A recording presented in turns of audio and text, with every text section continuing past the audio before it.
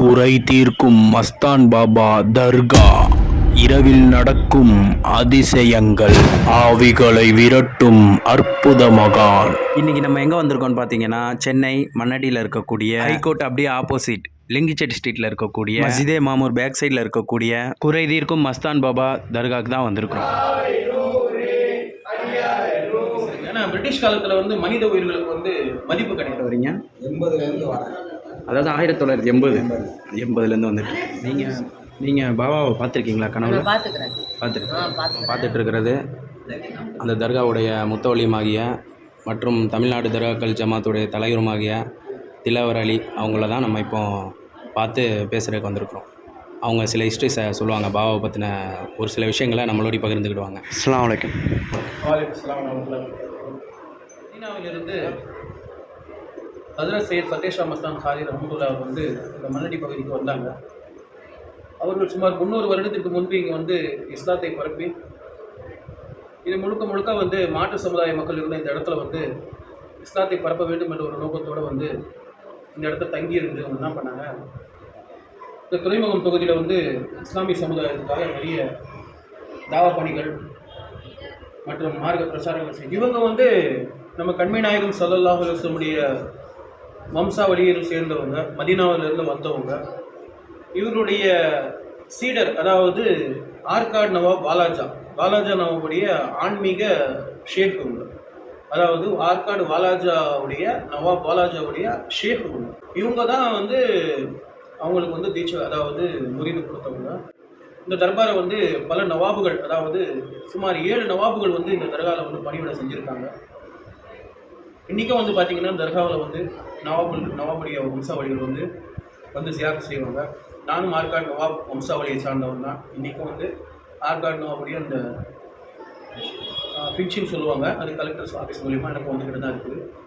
So Hazrat அவர் வந்து இந்த தர்பாரில் வந்து அடக்கமாகி 238 ஆண்டுகள் முடிவு பெற்றுள்ளது.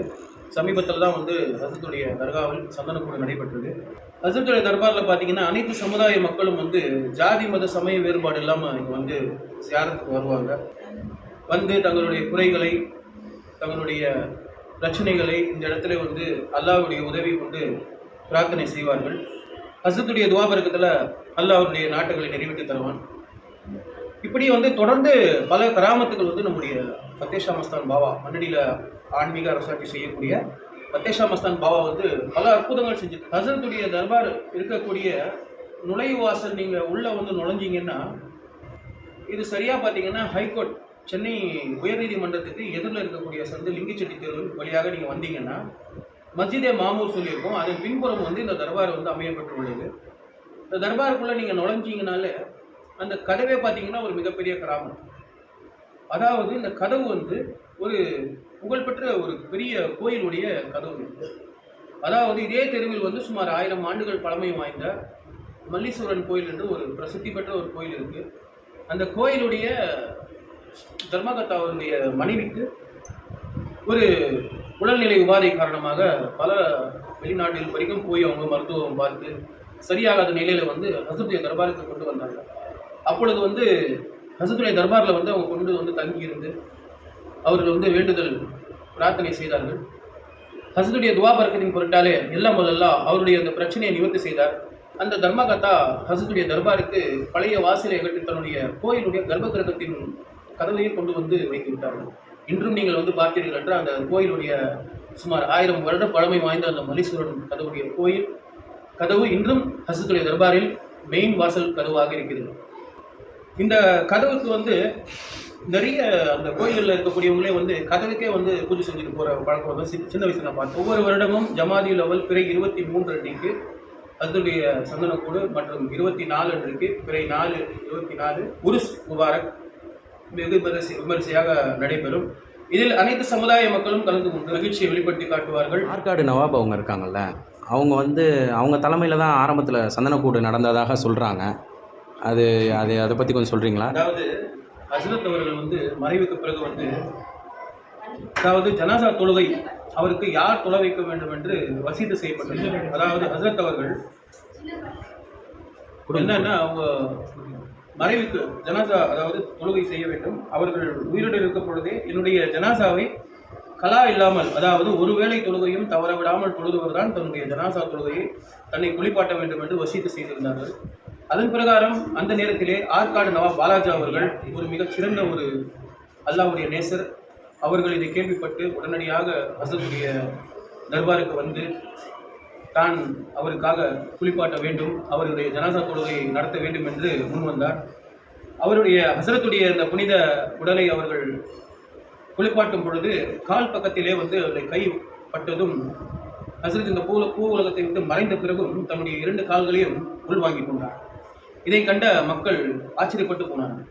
ஹசரத் மறைவுக்கு பிறகும் 2 கால்கள் எப்படி உள்ளே சென்றன? அப்பொழுது ஹசரத் வந்து ஆற்காடு நவாப் பாலாஜாவுக்கு தன்னுடைய முராகபா சொல்லுவாங்க, அதாவது மனதிலே வந்து உதித்தவர்கள் ஒரு சொல்கிறாங்க, அதாவது நீங்கள் ஒரு மிக சிறந்த ஒரு அல்லாஹ்வுடைய நேசர், உங்களுடைய கரங்கள் என் காலில் பட்டதும் எனக்கு வந்து அது மிகவும் எனக்கு வந்து ரொம்ப இதுவாக இருந்தது, அது மரியாதை குறைவாக இருந்தது. ஆகவே என்னுடைய கால்கள் உள்ளே வந்துவிட்டது. ஆகையால் நீங்கள் என்னுடைய மற்ற பகுதிகளை நீங்கள் இது கழுவி என்னை சுத்தப்படுத்தி ஜனாதா தொழுகை செய்ய வேண்டும் என்று கேட்டுக்கொண்ட பிறகு ஹசரத் தன்னுடைய கால்களை நீட்டினார்கள். இந்த தகவல் வந்து சும்மா நம்ம ஏதோ சொல்கிறதுக்காக சொல்லணும். டவுன் காசி அவர்கள் ஹசரத்துடைய 230ஆம் ஆண்டு சந்தனக்கூடத்திலே அவர்களே சொன்னார்கள். என்ன சொன்னாங்க? ஆற்காடு நவாப் பாலாஜி அவர்கள் வந்து இந்த இடத்துல வந்து ஹசரத்துக்கு ஜனாசா தொழுகை நடத்தி ஹசரத்தை குளிப்பாட்டி அவர்கள் அடக்கம் பண்ண பிறகு குறைந்தபட்சம் ஒரு 6 நவாபுகள் இந்த இடத்துல வந்து பணிவிடை செஞ்சு சந்தனக்கூட எடுத்திருக்காங்க. நான் வந்து இப்போது என்னுடைய தாத்தா ஹாசிம் அலி இருந்தாங்க, என்னுடைய வாப்பா ஃபயாஸ் அலி இருந்தாங்க. அதுக்கு பிறகு நான் என்னுடைய டர்னில் வந்து நானும் ஹசரத்துடைய இந்த எதுவுமே செஞ்சுக்கிட்டு அவனுடைய அனைத்து விதமான தர்காவுக்கு தேவையான அனைத்து நிகழ்வுகளும் செய்து கொண்டு தான் இருக்கிறேன். வருடம் சந்தனக்கூடம் நடத்தி கொண்டு தான் இருக்கிறேன். அதே போல் இன்னொரு கராமத்தும் சொன்னாங்க. அதாவது என்னன்னா, ஹசரத்தை வந்து ஆங்கிலேயர்கள் காலத்தில் உயிரோடு இருக்கும் பொழுது ஹசரத் வந்து இதுவும் நம்முடைய மரியாதைக்குரிய டவுன் காசி சலாவுதீன் முஃப்தி அய்யூப் சாஹிப் அவர்கள் வாய்மொழியாக சொன்ன தகவல் என்னென்னா, அவங்க உயிரோடு இருக்கிற நேரத்தில் இந்த பகுதி வந்து கடற்கரை இதே தெருவுக்கு நேராக நீங்கள் போனீங்கன்னா தம்புச்செட்டி பஸ் ஸ்டாண்ட் இருக்கும். பஸ் ஸ்டாண்டுக்கு எதிரில் வந்து ரயில்வே பிரஸ் இருக்கும். அந்த ரயில்வே பிரஸ் என்பது ஆங்கிலேயர் காலத்தில் வந்து தங்க நாணயங்கள் அச்சடிக்கக்கூடிய ஒரு தொழிற்சாலை. அந்த காலத்தில் வந்து பார்த்தீங்கன்னா தங்க நாணயம், வெள்ளி நாணயம் இதுதான் இருக்கும். ஸோ அங்கே வந்து நாணயங்கள் அச்சடிக்கக்கூடிய ஒரு தொழிற்சாலை. ஸோ அந்த தொழிற்சாலையில் வந்து ஹசரத் போயிட்டு உட்காந்து ஜிகிர் செய்வாங்க.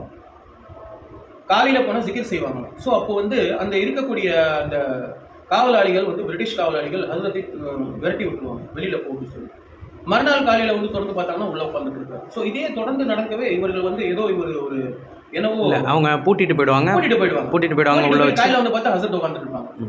இதே தொடர்ச்சியாக இது நடக்கவே என்னடா இது நம்ம வந்து இவங்களை வெளியில் அனுப்பிச்சு விட்டா மறுநாள் வந்து பார்த்தா உள்ளே உட்காந்துட்டு இருக்காங்களே சொல்லிட்டு இதே நம்மளுடைய உயர் அதிகாரிகிட்ட சொல்லியிருக்கிறாங்க.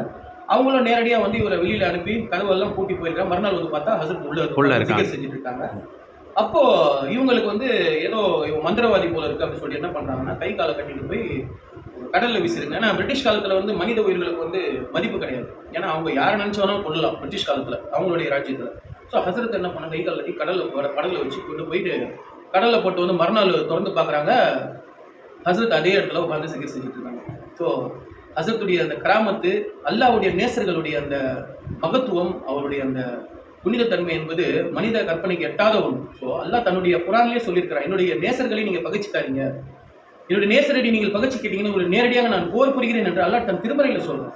தன்னுடைய நேசருடைய கையாகவோ காலாகவோ நான் மாறிவிடுகிறேன், அவருக்கு நான் ரிஸ்கை தருகிறேன் என்று அல்லாஹ் தன்னுடைய திருமறையில் சொல்லுங்கள்.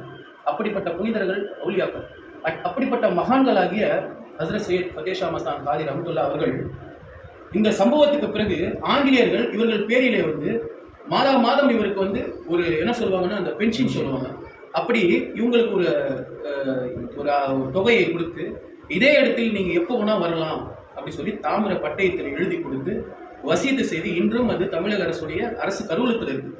இந்த நிகழ்வு எல்லாமே மரியாதைக்குரிய சலாவுதீன் முஃப்தி அய்யூப் சாஹிப் அவர்கள் 230ஆம் ஆண்டு சந்தனக்கூடு திருவிழாவிலே அவர்கள் தங்கள் வாய்மொழியாக சொன்ன தகவல்கள்.